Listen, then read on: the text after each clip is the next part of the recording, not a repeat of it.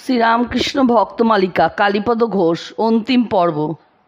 গৃহে প্রত্যাগত কালীপদর মনে কিন্তু শ্রীরামকৃষ্ণ চরিতশ্রবণ ও দক্ষিণেশ্বরে পুনর্গমনের এক অদম্য স্পৃহা জাগিতে লাগিল। সুতরাং তিনি শীঘ্রই নৌকাযোগে অপর ভক্তদের সহিত তথায় চলিলেন। তাহারা দক্ষিণেশ্বরে আগমনের অব্যবহিত পরেই শ্রীপ্রভু তাহাকে বলিলেন যে তাহার কলিকাতা যাইবার বাসনা আছে। কালীবাবুও মহানন্দে জানাইলেন যে তিনি লইয়া যাইতে প্রস্তুত। ঘাটে নৌকা বাঁধা আছে, অতএব লাটু ও কালীপদের সহিত ঠাকুর সেই নৌকায় উঠিলেন এবং পথে সাধনাদি সম্বন্ধে প্রসঙ্গ করিতে লাগিলেন। জিজ্ঞাসাপূর্বক ঠাকুর ইহাও জানিয়া লইলেন যে কালীপদ কালীমাতার ভক্ত এবং তাহার দীক্ষা হয় নাই, কারণ তিনি সাধারণ গুরুতে বিশ্বাসী নহেন। তারপর ঠাকুর তাহাকে বললেন, জিহ্বের কর্ত কেমন দেখি। কালীপদ জিহ্বা বাহির করিলে ঠাকুর অঙ্গুলির অগ্রভাগের দ্বারা উহাতে লিখিয়া দিলেন। এদিকে জাহ্নবী বক্ষে তরী ধীরে ধীরে চলিয়া ঘাটে লাগিল, কিন্তু ঠাকুরের গমনের কোনো নির্দিষ্ট স্থান ছিল না। কালীবাবু জিজ্ঞাসা করিলে তিনি বলিলেন যে তিনি তাহারই আলয়ে যাইবেন। অতএব গাড়ি করিয়া তিনি শ্রীপ্রভুকে স্বগৃহে লইয়া গেলেন। এইরূপে স্বেচ্ছায় ভক্তকে কৃপা করিয়া ঠাকুর দক্ষিণেশ্বরে ফিরিলেন। কালীপদ অচিরে শ্রীরামকৃষ্ণের অন্তরঙ্গ ভক্তমণ্ডলীর মধ্যে পরিগণিত হইলেন এবং রামচন্দ্র, গিরিশচন্দ্র, দেবেন্দ্র, সুরেন্দ্র, মনমোহন প্রভৃতি যাহারা প্রভুর কৃপাপাত্র ছিলেন, সেই প্রবীণদের মধ্যে স্থান পাইয়া ঠাকুরের জন্মোৎসব, কলিকাতায় মহোৎসব এবং পরে তাহার চিকিৎসাদির ব্যবস্থা করিতে লাগিলেন। ঠাকুর তাহার কর্মতৎপরতা দর্শনে তাহাকে ম্যানেজার আখ্যা দিয়াছিলেন। ক্রমে তাহার চরিত্রের বিশেষ উন্নতি হইল। ইহা শুনিয়া ঠাকুর একদিন 1885 খ্রিস্টাব্দের 18ই অক্টোবর সানন্দে বলিলেন, কালীপদ বলেছে সে একেবারে সব ছেড়েছে। ঠাকুর তখন প্রবীণ ভক্তগণের পরামর্শে শ্যামপুকুরে আছেন। তাহার আজ্ঞায় কালীপদ কালীপূজা দিবসে প্রয়োজনীয় সমস্ত দ্রব্য স্বগৃহ হইতে প্রস্তুত করাইয়া আনিয়াছেন।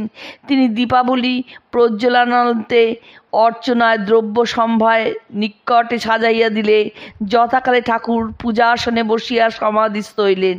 তখন গিরিশাদি ভক্তের বুঝিতে বাকি রহিল না যে তাহাদেরই পূজা লইবার জন্য প্রভু ওইভাবে পূজা আসনে বসিয়া আছেন। অতএব উপস্থিত সকলেই কালীমাতার ভাবাবিষ্ট বরাভয়কর প্রভুর পাদপদ্মে পুষ্পাঞ্জলি দিয়া কৃতার্থ হইলেন। পরে সামান্য প্রসাদ গ্রহণান্তে শ্রীপ্রভুর আদেশে সকলে সুরেন্দ্রের গৃহে কালী পূজার প্রসাদ গ্রহণ করিতে গেলেন। তারপর শ্রীপ্রভু কাশীপুরে আসিয়াছেন। 1885 খ্রিস্টাব্দে 11ই ডিসেম্বর সকালে প্রেমের ছড়াছড়ি। ঠাকুর কালীপদর বক্ষ স্পর্শ করিয়া বলিতেছেন, চৈতন্য হও, আর চিবুক ধরিয়া তাহাকে আদর করিতেছেন আর বলিতেছেন যে আন্তরিক ঈশ্বরকে ডেকেছে বা সন্ধ্যা আহ্নিক করেছে তার এখানেই আসতে হবে।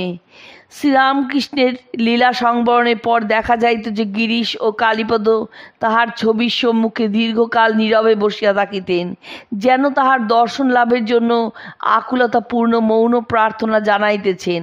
আর মাঝে মাঝে অশ্রু ভারাক্রান্ত হৃদয় বলিতেন, ঠাকুর দেখা দাও। পরে হৃদয়ের জ্বালা জুড়াইবার জন্য কালীপদ কাকুরগাছির জগদ্দানে যাতায়াত করিতে থাকেন এবং ক্রমে সেখানকার এক প্রধান স্তম্ভস্বরূপ হইয়া ওঠেন। কাকুরগাছির ভক্তেরা তাহার স্থূল দেহকে ঘিরিয়া নাচিতে নাচিতে গান গাইতেন আর তিনি স্থিরভাবে দাঁড়াইয়া থাকিতেন। একবার নবগোপাল বাবুর বাড়ির বাৎসরিক উৎসবে নিমন্ত্রিত কালীবাবু সেখানে গিয়া কাকুরগাছির কীর্তনিয়াদের মধ্যে উপবিষ্ট হন। এমন সময় গিরিশচন্দ্র উপস্থিত হইবা মাত্র ভক্তগণ উল্লসিত হইয়া খোলে চাটি দিতে লাগলেন। সঙ্গে সঙ্গে করতালেও ঘা পড়িতে লাগিল। দেখিতে দেখিতে গিরিশ ও কালীপদ নগ্ন গাত্রে উঠিয়া দাঁড়াইলেন এবং ভক্তগণ এই নবযুগের জগাই মাধাইকে ঘিরিয়া নৃত্য ও সঙ্গীতে আরম্ভ করিলেন। অমনি নবগোপাল 2 ছড়া প্রসাদী মালা আনিয়া ভক্তদ্বয়ের গলে পরাইয়া দিলেন। তাহারা তখন পরস্পরের হাত ধরিয়া স্থিরভাবে দণ্ডায়মান, চক্ষু মুদ্রিত, শরীর অচঞ্চল, আর মুখ হইতে মধ্যে মধ্যে নির্গত হইতেছে রামকৃষ্ণ রামকৃষ্ণ। তাহাদের সে ভক্তি বিহ্বল গাম্ভীর্য কীর্তনিয়াদের মনে অসীম উৎসাহ জাগাইতে লাগিল। কে বলিবে ইহারাই একসময় কলিকাতার উচ্ছৃঙ্খল সমাজের অগ্রণী ছিলেন? শ্রীরামকৃষ্ণরূপ পরশপাথর আজ লোহাকে সোনা করিয়াছে, জগাই মাদাই এখন ভক্তদের কীর্তনের মধ্যমণি। পরবর্তী জীবনে কালীপদবাবু যখন জন ডিকিনসন কোম্পানির কর্মোপলক্ষে বোম্বাই নগরে প্যাখেল রোডে থাকিতেন, তখন তীর্থাদি দর্শনে নিরত ত্যাগী শ্রীরামকৃষ্ণ সন্তানগণ প্রায় তাহার গৃহে অতিথি হইতেন, অথবা বোম্বাই আসিলে একবার তাহার সহিত দেখা করিয়া যাইতেন।